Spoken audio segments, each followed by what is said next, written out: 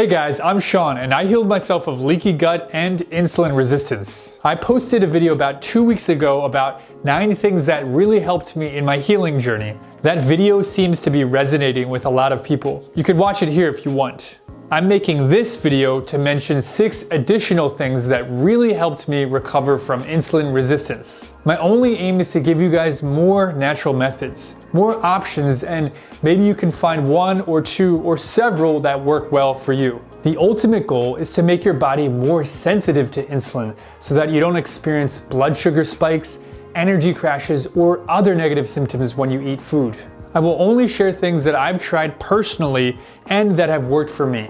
And I will share studies down below that verify these methods. Also, I will put timestamps down below so you can jump around this video freely. Alright then, let's begin. The 6 things are consuming fermented foods like kefir, kimchi, and sauerkraut on a regular basis, milk thistle, ginger tea, coffee enemas, downgrading the intensity of personal conflicts, and chilling carbs, aka resistance starches. I know some of these methods, particularly coffee enemas, might not be for everyone, so feel free to incorporate only the things that resonate with you. I want to be honest though, and that's why I'm sharing all these things because they all worked well for me. First off, we have fermented foods. Cultivating a healthy microbiome and improving your gut health is crucial for good digestion and nutrient absorption. Personally, when my health was at its worst, I had very poor gut health, my digestion was terrible, and I was very insulin resistant. Studies show that regular consumption of fermented foods reduced diabetic-associated health complications. My favorite fermented foods are kefir and kimchi. Kefir smoothies are easy to make and packed with beneficial nutrients for our bodies. Kefir smoothies are also delicious. Kefir, by the way, is a yogurt-like fermented beverage loaded with probiotics, and I actually made a video on how to make kefir. You can watch it here if you're interested. And as for kimchi, I find it to be delicious. It's like the perfect side dish to a lot of meat like pork or beef. And kimchi is loaded with vitamin C and K2. Vitamin K2, by the way, is also really good for your teeth. If kimchi is too spicy for you or simply unavailable, try incorporating sauerkraut into your diet. The nutritional benefits of kimchi and sauerkraut are actually very similar. Other options include high-quality homemade yogurt or fermented beet juice. In my experience, probiotic capsules are decent and they have their place, but they are a lower quality substitute for good fermented food. The two are not equal, but capsules can be useful if you have no other options. The next tip I have is a super easy one. It's taking milk thistle. Milk thistle is a powerful liver detox. As I said in a previous video, cultivating a healthy liver is vital for overcoming insulin resistance. Our livers have over 500 different functions in the body. One of them is to digest fructose, fat, and to help regulate glucose. By strengthening your liver, you will improve your body's ability to digest glucose and fructose in a healthy way. It's important to note that a lot of diabetics actually suffer from fatty liver disease. Of course, consuming liver regularly is one of the best things you can do to strengthen your liver, but taking milk thistle is also a really good way to detox your liver and is really easy. Many companies make a milk thistle supplement, so just choose a company that you trust. Just take 1 capsule 2 to 3 times a day, and that's it. Personally, after taking milk thistle, I noticed an improvement in my digestion and my ability to go to the bathroom. That's always a plus, right? The next tip I have is to drink ginger tea. Ginger tea is super easy to make. Just buy some ginger from the store. Organic is best.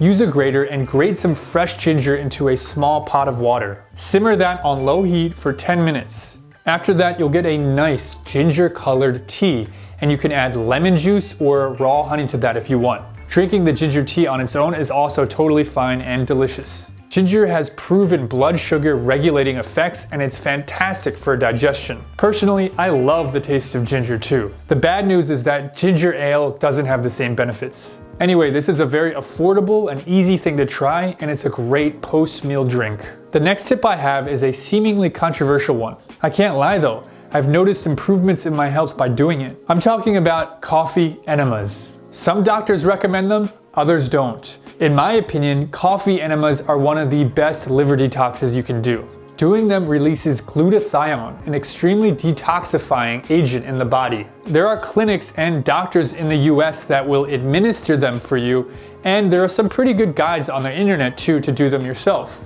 I recommend doing more research on your own on coffee enemas before you decide to do them though. After doing coffee enemas, I've noticed lower blood sugar levels after meals when testing my blood sugar. They've given me more energy as well. I know they're not for everyone, and I'll leave that up to you to decide.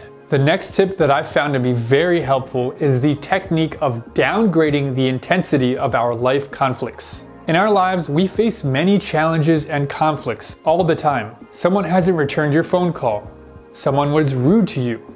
People aren't enjoying your presentation as much as you'd hoped. That promotion didn't come. All of these things can cause us stress and put us in a state of fight or flight. This fight or flight state isn't good for our bodies to be in long term. So when thinking about all the challenges and conflicts in our lives, try downgrading their intensity. I didn't get that promotion I wanted, but that's okay because I'm going to talk to my boss next week. Then I will go ahead with my plan B, and things will eventually work out. I just need a bit of patience. This happens to people all the time. It's not personal. Someone was rude to me. Well, there are always going to be jerks in this world, and we can't avoid them all, right?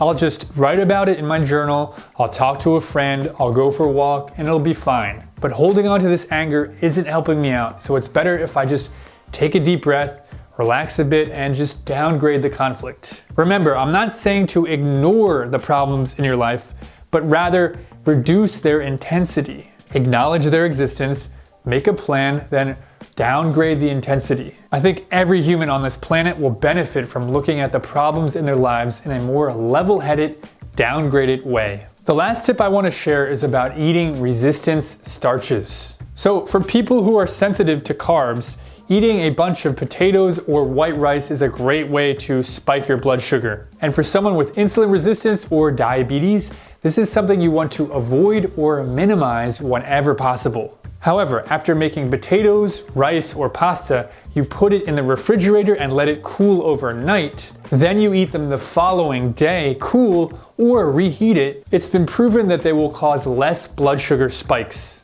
Again, the really interesting thing is that even if you reheat these cooled starches, you will still receive the benefit of resistance starches. Studies show that our bodies digest resistant starches differently from starches hot off the oven. So simply put them in the refrigerator and eat them the next day. Personally, I love leftover pasta. It's delicious. Leftover potatoes are also great. Perhaps if you're looking for a way to test if you can handle carbs, try it out first with some resistance starches. If you think that's safe for you, of course. So that's it. Those were my 6 additional tips for improving insulin resistance. Feel free to incorporate any or all of them to your heart's desire. Let me know any questions, comments, or concerns down in the comment section. Once again, I'm Sean. Please subscribe to hear more information and more personal experience from someone who has overcome insulin resistance and leaky gut. Anyway, I will see you guys in the next video. Bye.